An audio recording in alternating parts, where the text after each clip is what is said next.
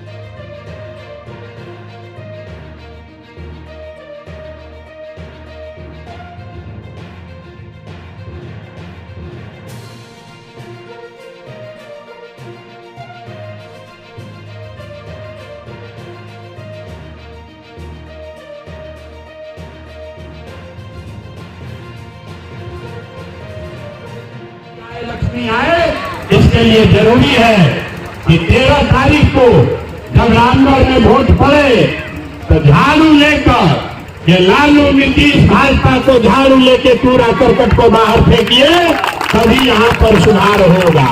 होना चाहिए कि नहीं होना चाहिए? होना चाहिए। अगर हाथवा उठा कर बताइए, होना चाहिए कि नहीं होना चाहिए?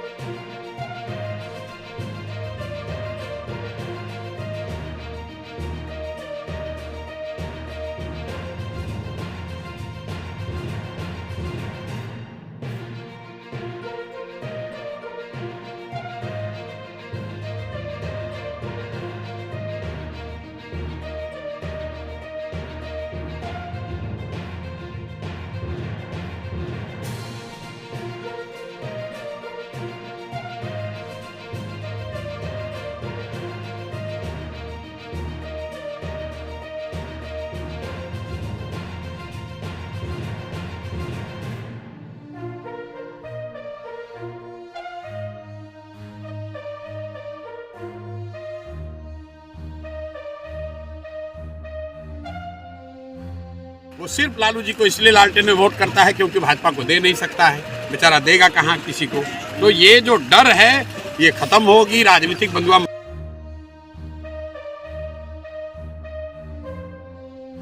उससे किसका नुकसान सबसे पहले है? आप लोग जरा बताइए, आप लोग विश्लेषक हैं, पत्रकार हैं। तरारी में जो जनसुराज का उम्मीदवार खड़ा है उससे सबसे पहले नुकसान किसको है? जो इमामगंज में हमारा उम्मीदवार खड़ा है उससे सबसे बड़ा नुकसान किसको है? अगर 4 सीटों का अगर आप पुराने ट्रेडिशनल मैट्रिक से भी आकलन करें तो 4 सीटों में 3 सीट पे जनसुराज के वो उम्मीदवार हैं जिससे सीधे भाजपा को नुकसान हो रहा है। तो इंडिया आबादी वाले इस समाज को सिर्फ और सिर्फ भाजपा का डर दिखाकर उसका वोट लेते रहे हैं। वो किरासन तेल बनकर जल रहा है, उसके बच्चों का भविष्य जल रहा है, उसके लिए कुछ किया नहीं। और आज पहली बार मुसलमानों को जनसुराज के आने के बाद से एक विकल्प दिख रहा है, इसलिए राजद में घबराहट है। भाजपा में इसलिए घबराहट है कि जिस सवर्ण को, जिस ओबीसी को, ईबीसी को, दलित को वो लालू जी का डर दिखाकर वोट लेता था, वो देख रहा है कि वो जनसुराज में जा रहा है। तो अगर आपको मुफ्तखोरी की आदत लगी हुई है तो कोई अगर विकल्प मिल जाएगा जनता को तो आपको 3 दिन से भैया को फोन किए, पटना भी चले गए थे। हम बोले भैया आप पटना से आ जाइए, आप हम लोग की ताकत हैं, हमारे बड़े भाई हैं, इनका बहुत शुक्रिया मैं करता हूं। और खास करके जो डुमरी गांव में हमारा आज से रिश्ता नहीं है, ये डुमरी गांव में हमारा आज से रिश्ता नहीं है। जिस टाइम सैयद आफ्ताब मौलाना इस गांव में मदरसा पे मौलाना थे 2095, 96, 98 से मैं 2000 ईस्वी से इस मदरसा पर मैं आ रहा हूं। और ऐसा कोई घर नहीं होगा कि जो मैं जिनको मैं नहीं जानता। सारे अपने गार्जियन भाई, नौजवान भाई, माता पिता मैं सबको जान रहा हूं।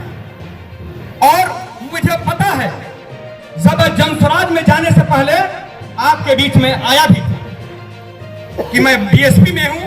और आप जानते हैं कि मैं अब चुनाव के लिए भी मैं गया था दिल्ली, आपको बता कर गया था कि मैं जा रहा हूं। आप लोग कहे थे कि समीम भाई अगर बीएसपी से टिकट मिलता है तो आप चुनाव में आइए, लेकिन आप जानते हैं मैं बीएसपी में जो रहा हूं, आप जानते हैं 12 साल हम रहे हैं।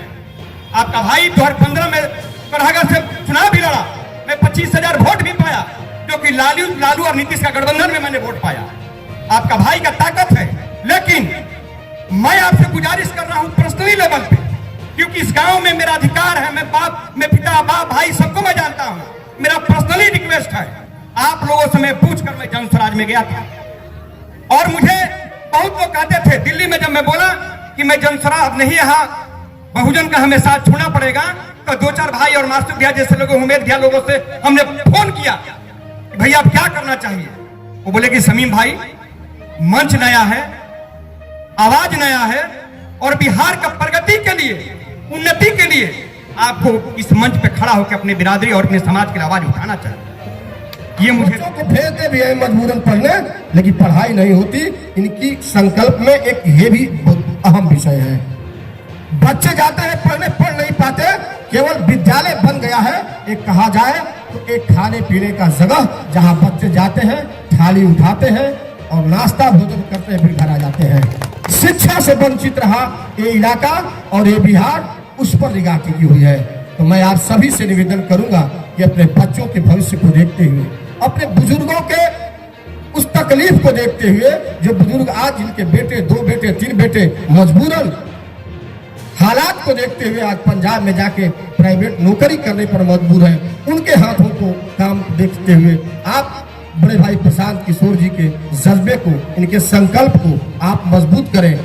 इन्होंने जो पार्टी बनाया, जो विचार बनाया, वह मात्र 2 अक्टूबर का एक पार्टी का नाम जो जन स्वराज रखा गया, उसमें संकल्प है यहाँ हिंदू मुस्लिम नहीं, यहाँ बैकवर्ड फॉरवर्ड नहीं, यहाँ अति पिछड़ा नहीं, यहाँ दलित नहीं, यहाँ महादलित नहीं, यहाँ बिहार के लिए, बिहार को लेकर चलने का संकल्प लिया है। मैं आप सबों से निवेदन करूंगा, आप सबों से गुजारिश करूंगा कि आप सभी इस संकल्प के साथ यहाँ के इतिहास को बनाने में काम दें। आप सभी जानते हैं रामगढ़ की राजनीति को अच्छी तरह से, और मैं वाकिफ भी कराना चाहता हूँ अपनी जुबान से कि यह समाज आज समाजवादी विचारधारा का यहाँ पलायन हो चुका है। समाजवादी विचारधारा के नाम पे जाति का शोषण हो रहा है, समाज का शोषण हो रहा है। आज भाजपा के डर से कुछ लोग राजद को वोट दिया करते हैं और कुछ लोग राजद के डर से भाजपा को वोट दिया करते हैं। समाज को ऐसे बांटा गया है, इससे भी बचना होगा।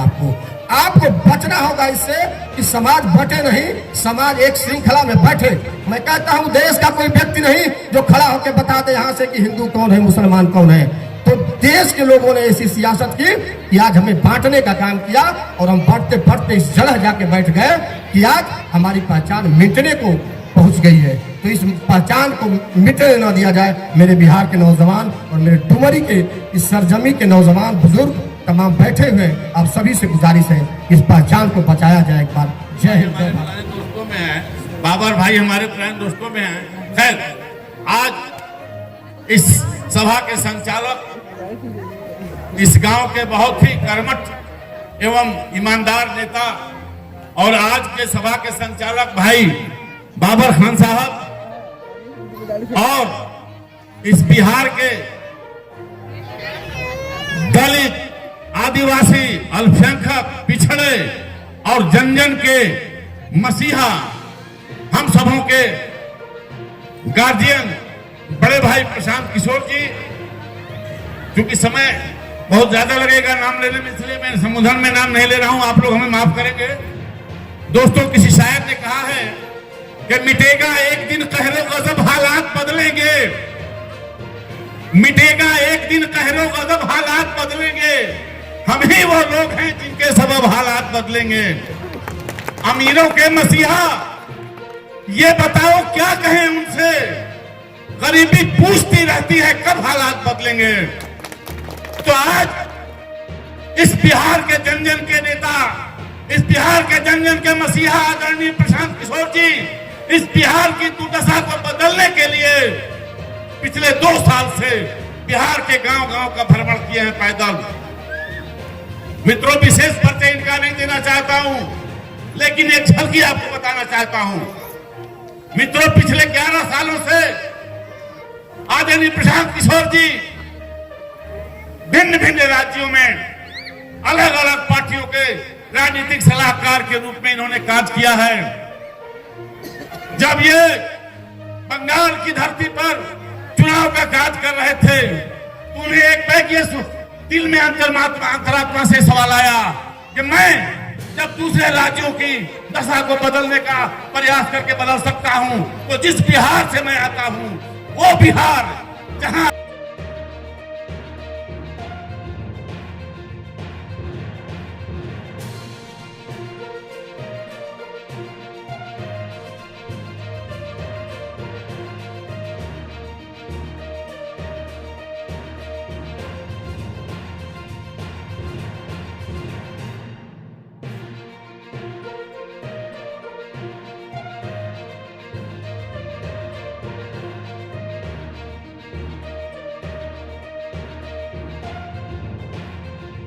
लोग नहीं थे, कमजोर वर्ग के लोग नहीं थे।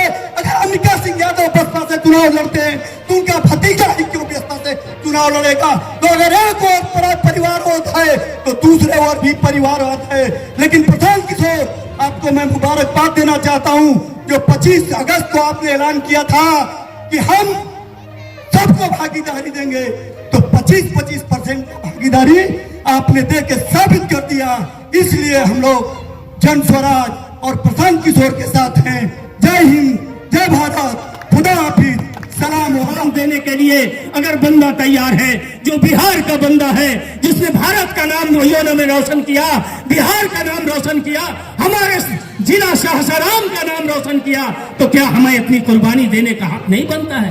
और 70 साल से हम वोट देते आ रहे हैं। हमने अपने नेता कभी मुसलमान को नहीं माना, हमने ओवैसी को ठुकराया है, हमने कभी जवाहरलाल नेहरू को माना, कभी मिसेज गांधी को माना, कभी राजीव गांधी को माना, तो कभी बीपी सिंह को माना, उत्तर प्रदेश में माया को माना, तो कभी मुलायम को माना, बिहार में नीतीश को माना, तो कभी लालू को माना। हम तो देते आ रहे हैं। अगर हम कहने आए हैं, भाई बहुत सारे लोगों ने कहा कि वोट मांगने नहीं आए, मैं दावे के साथ कहने आया हूं, डुमरू के कईयों नौजवानों से, ये गांव इनकलाबी गांव है, क्रांतिकारी गांव है। मैं तमाम लोगों से मुकदमाना गुजारिश करने आया हूं कि अपना एक एक कीमती वोट प्रशांत किशोर को दीजिए, अपने नेता को दीजिए, अपने बच्चों के विकास और समृद्धि के लिए दीजिए, क्योंकि देना पड़ेगा, वक्त का तकाजा है। अगर आप नहीं बदलेंगे तो सियासत में नहीं होगा। और इन्होंने ये गरीबों को जगाने का काम किया है। अल्लामा इकबाल ने कहा, उठो दुनिया के गरीबों को जगा दो, उठो दुनिया के गरीबों को जगा दो, अका खुमरा की दरो दीवार मिटा दो, जिस खेत से दहका को मैसर न हो रोजी, उस खेत के हर खोश है गंदुम को जला दो। सासाराम में पैदा होकर पूरी दुनिया की तवारीख को 5 साल में बदल दिया।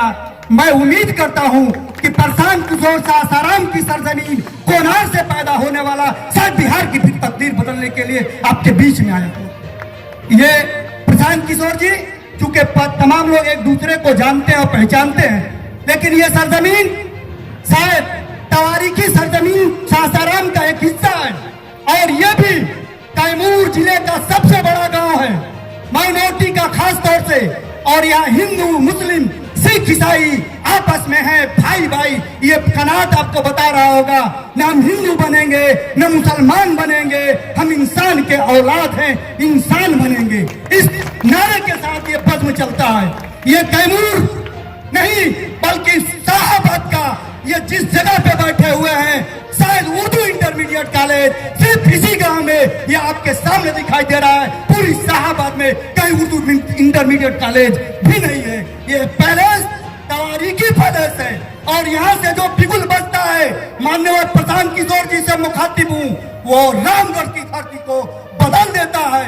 लोग कहते हैं, इंतजार करते हैं कि माइनॉरिटी का डुमरी गांव कौन सा फैसला करता है। क्योंकि यहाँ से फैसला जो होता है, हिंदू, मुस्लिम, सिख, ईसाई आपस में है, भाई भाई करके हम लोग फैसला करते हैं। और जिसको वोट करते हैं, एक तरफा वोट करते हैं। तो आज हम लोग यहाँ बैठे हैं, आहत करेंगे, प्रतिज्ञा करेंगे कि सुशील कुमार कुशवाहा कोई जाति का नहीं, कोई व्यक्तित्व का नहीं, बल्कि जन स्वराज का आदमी है।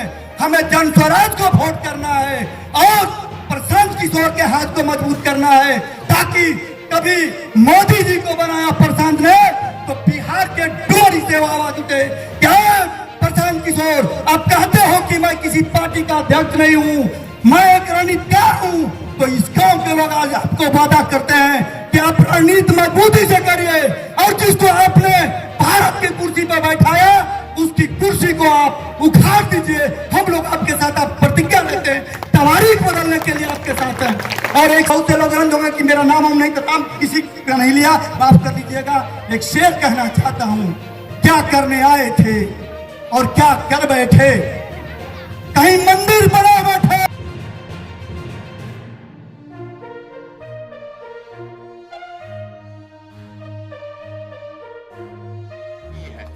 अभी देखिए जितने लोग बैठे हुए हैं, 1 महीना पहले जमीन का सर्वे हो रहा था, बाप बाप कर रहे थे आप, भाई बहन में, चचा भतीजा में लड़ाई लगवा दिया नीतीश कुमार ने। और अभी चुनाव आया है तो लोग कह रहा है कि भाजपा से जो खड़ा है हमारा जात के है उन्हीं को वोट देंगे। अरे भैया, वोट दोगे भाजपा के अशोक सिंह को तो किसका हाथ मजबूत होगा? नीतीश कुमार का। और नीतीश कुमार आएगा तो क्या करेगा? आपको जमीन का सर्वे कराएगा, तो जो जमीनवा है वो सब चला जाएगा। अभी नीतीश कुमार स्मार्ट मीटर सबको लगाया है ना, सबके गरीब के घर में अंधकार किया है। और उसी नीतीश कुमार को, उसी भाजपा को आप अपने गांव में वोट दीजिएगा तो आपका दुर्दशा नहीं होगा तो किसका दुर्दशा होगा? यही बताने आए। आप में से ज्यादातर लोग ये सुनने समझने आए हैं। अभी 10-15 दिनों में चुनाव है, चुनाव में आपको क्या करना है। हम आपसे वोट मांगने नहीं आए। मेरा ही नाम है प्रशांत किशोर और हम नेता नहीं हैं। हम आपसे वोट मांगने नहीं आए, हम आपसे मशवरा करने आए। आपको अपनी समझ से ये बताने आए हैं कि जो गरीबी, परेशानी, बदहाली में आप वर्षों से जी रहे हैं, इससे निकलने का रास्ता क्या है।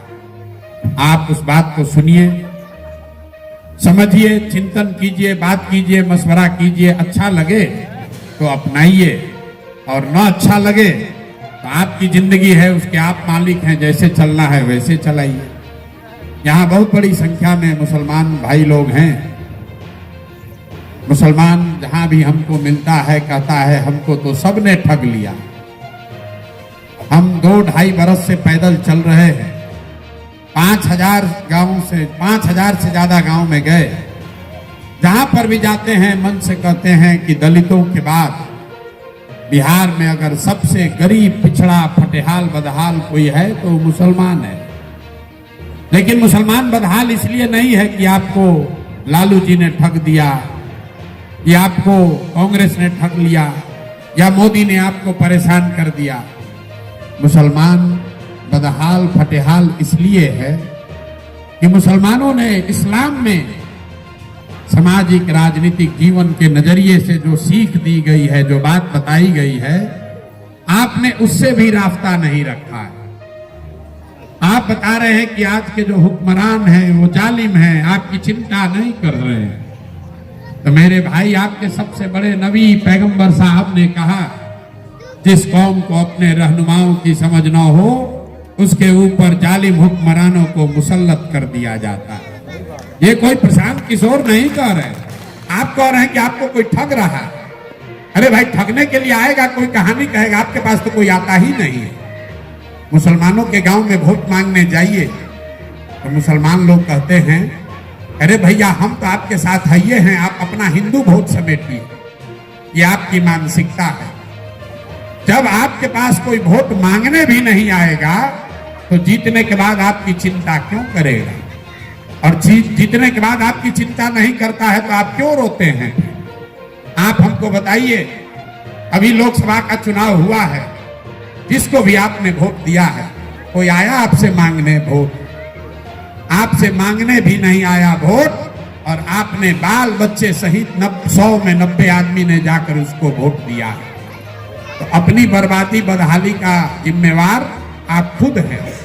यहाँ दलित समाज के लोग बैठे हुए हैं, अति पिछड़ा भी होंगे, कई अन्य जातियों के भी लोग होंगे। 5 बरस तक आपने रोया है, ए भैया नाली गली नहीं है, ए भैया बड़ा भ्रष्टाचार है, ए भैया राशन कार्ड नहीं है, ए भैया बच्चों के लिए पढ़ाई नहीं है। यहाँ हिंदू समाज की महिलाएं बैठी हैं। साल भर आपका बच्चा, आपका पति, आपका बेटा, भाई जो नौकरी मजदूरी करने बाहर गया है, अभी छठ में 10 दिन के लिए घर आएगा, एक बार आप उसका मुंह देखिएगा। साल में एक बार आप अपने पति का, बच्चे का मुंह देखते हैं, और 5 बरस रोते हैं कि भैया बिहारे में रोजगार रही तो कम से कम बाल बच्चा इजे खाइता सन रहता सर। और अभी 15 दिन के बाद वोट होगा तो ये सारे लोग अपने बच्चों का दर्द भूल के वही लालू, वही नीतीश, वही जाति, वही हिंदू मुसलमान के नाम पर फिर से जाकर आप वोट दोगे। तो आपका दुर्दशा नहीं होगा तो किसका दुर्दशा होगा? कि 5 वर्ष बैठ के रोए हो, लेकिन वही नीतीश कुमार उसी का भाजपा का प्रत्याशी यहां खड़ा है और जाति के नाम पर उसको वोट दे रहे हैं। आप अपने को बसपा का लीडर बता रहे। अरे भाई, मायावती ने पूरे उत्तर प्रदेश में, जिस राज्य में मायावती इतनी बड़ी लीडर थी, वहां से उनका एक भी विधायक नहीं जीता, उसका कोई भविष्य नहीं है। आप जो गरीब आदमी वोट देता है, उसका वोट लेकर करोड़ों में लोग सौदा कर लेते हैं। जो कहता है बसपा का काडर है, जो दलित समाज के लोग हैं, जिसको अपने बच्चों का खाना खिलाने का नहीं है, वो वोट देकर विधायक बनाता है बसपा का, और जीतने के बाद वो बसपा का विधायक 2-4 करोड़ में बिकेगा। तो आप अपना वोट अपने बच्चों के लिए नहीं दे रहे हैं, किसी ऐसे आदमी को दे रहे हैं जो 1-2 करोड़ में अपने आप को बेचेगा।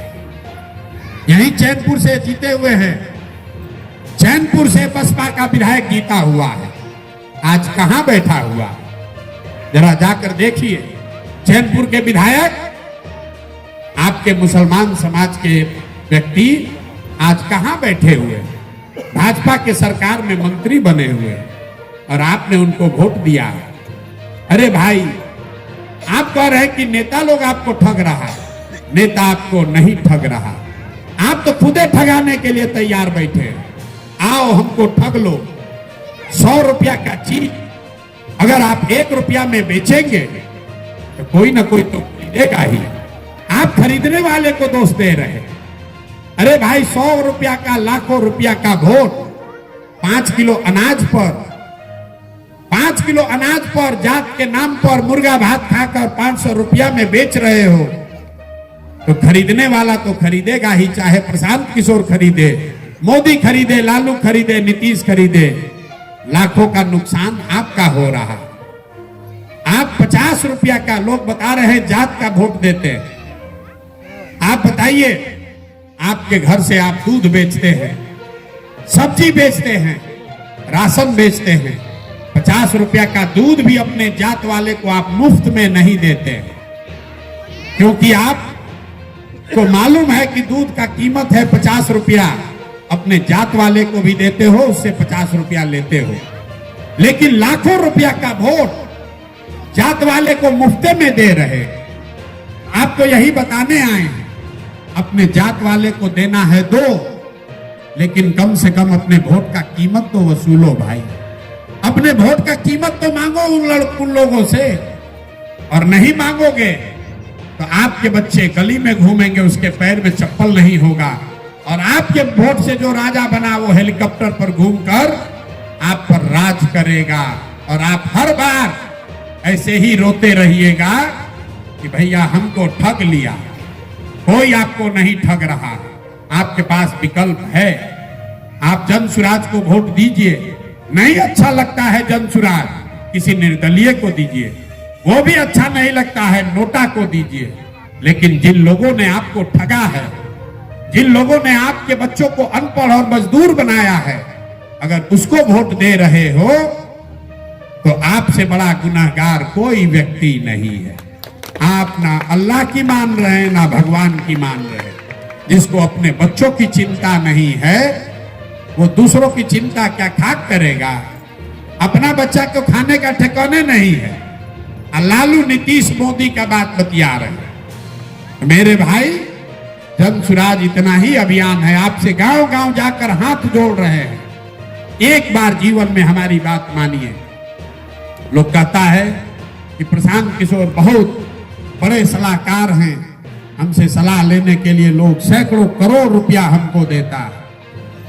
हम आपको आकर ये मुफ्त में सलाह दे रहे हैं, हाथ जोड़ रहे हैं। एक बार जीवन में अपने बच्चों की चिंता कीजिए, अपने बच्चों के लिए वोट दीजिए।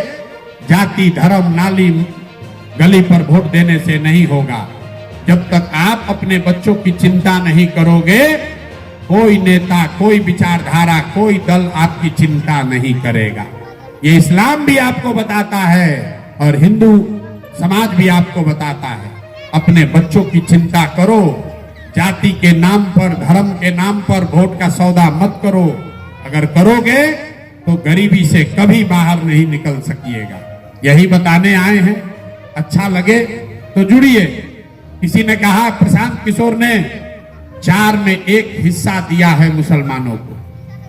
देखिए मुसलमानों को बेवकूफ बनाना कितना आसान है। 4 में 1 सीट दे दिए तो मुसलमान हमको अपना रहनुमा मान लेगा। मेरे भाई जन सुराज में पहला प्रत्याशी जिसको लड़ाकर हमने MLC बनाया है वो भी अफाक अहमद मुसलमान ही है। 75 साल में आज तक कोई भी स्नातक और शिक्षकों का MLC मुसलमान समाज से नहीं हुआ। पहली बार उसको जन सुराज ने जिताकर पहुंचाया है।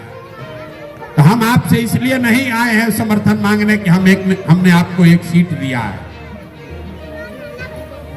मुसलमानों के लिए कुरान ही है। कुरान का पहला शब्द, अल्लाह का पहला शब्द है इकरा। आपकी पहली आयत है इकरा बिस्मे रब्बे कल्लजी खलक। ये पहली आयत है। आपको बताया गया कि पढ़ो। और मुसलमानों की ये दुर्दशा है कि देश में सबसे अनपढ़ कौम अगर कोई है तो वो मुसलमान है। आज चुनाव है, 15 दिन के बाद वोट होगा। यहाँ मुसलमान आप कह रहे हैं कि ये क्रांतिकारी जमीन है। यहाँ कोई बैठा हुआ मुसलमान ये चिंता नहीं कर रहा है कि हमारे बच्चों के पढ़ाई की व्यवस्था कौन करेगा। आप इस चिंता में बैठे हैं कि भाजपा को कौन हराएगा, कैसे आपका भला होगा, कैसे भला होगा आपका। आपको अपने बच्चों की चिंता नहीं है तो नेता आपके बच्चों की चिंता क्यों करेगा। आपके हदीस में ये बात लिखी गई है, हिंदुओं के लिए नहीं है। हिंदुओं के धर्म ग्रंथ में ये बात नहीं लिखी गई है। मुसलमानों को ये ताकीद किया गया है कि हर मुसलमान का ये फर्ज है अपने बच्चों को के प्रति इंसाफ दिलाना। आपका ये फर्ज है कि अपने बच्चों को अच्छा नाम दो, अपने बच्चों की अच्छी परवरिश करो। ये आपको आदेश है पैगंबर साहब का। और आप अपने गांव में देख लीजिए, पैदल चल के देख लीजिए। हम 5000 गांव में गए हैं। आधे से ज्यादा आपके बच्चे ऐसे हैं जिनके शरीर पर कपड़ा भी नहीं नसीब है। आपके बच्चों के पैर में चप्पल भी नहीं। पढ़ने की और आगे बढ़ने की तो बात ही छोड़ दीजिए। लेकिन आपको अपने बच्चों की चिंता नहीं। आपको लालू जी के बच्चे की चिंता है, आपको मोदी जी की चिंता है। अभी हम इस गांव में आ रहे थे तो भाई साहब ने हमको कहा, हमारे मित्र हैं, इन्होंने कहा, धन्यवाद बैठिए। इन्होंने कहा कि भैया मुसलमान वहां बहुत है उस गांव में, मोदी के खिलाफ अगर ठोक कर बोलिएगा मुसलमान को अच्छा लगेगा। हम आपको कह रहे हैं मोदी के खिलाफ ठोक कर बोलने नहीं आए। मुसलमानों के बीच में खड़े होकर भाजपा का शिकायत करना ही कौन बहादुरी का काम है। बहादुरी तो तब है जब हम मोदी के सपोर्टर के गांव में जाते हैं और उनको कहते हैं कि जिस मोदी को 12 बरस में तुमने जाति धर्म भूलकर वोट दिया, उस मोदी ने 12 बरस में बिहार के विकास के लिए आज तक एक बैठक भी नहीं किया, तो तुम वोट क्यों दे रहे हो। मुसलमानों को बोलने से क्या फायदा। मुसलमान तो पहले से ही मोदी के भाजपा के खिलाफ हैं। तो मेरे भाई, हम आपसे ताली बजवाने नहीं आए। आपको बताया गया है जब आगे का रास्ता न दिखे तो मशवरे में खैर है। आपसे मशवरा करने आए और आपको ये सुझाव दे रहे हैं कि मशवरा कीजिए। प्रशांत किशोर आपका रहनुमा नहीं है।